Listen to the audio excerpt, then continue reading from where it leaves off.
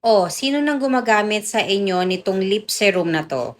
So, kung gusto mo alagaan yung lips mo, gumamit ka nitong lip serum na 'to. Kasi yung mga dry lips, cracked lips, tinitreat niya overnight. Plus, meron siyang vitamin C, vitamin E, and camellia seed oil na nakaka-moisturize nga talaga ng lips.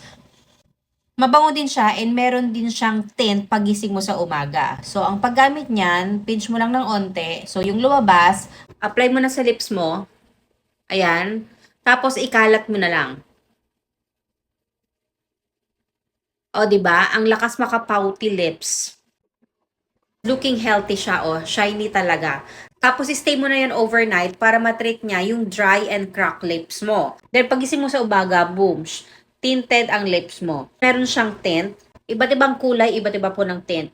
Etong akin is strawberry red. Basta they have different colors, they have different tint. I-try nyo din yon. So, sa mga girls dyan, prioritize yourself. Gumamit po kayo nitong lip serum para maalagaan po natin yung lips natin and lagi siyang looking healthy and moisturize ang lips natin. This lip serum is from Freshini. Check nyo na lang dyan sa yellow basket. So, grab yours now.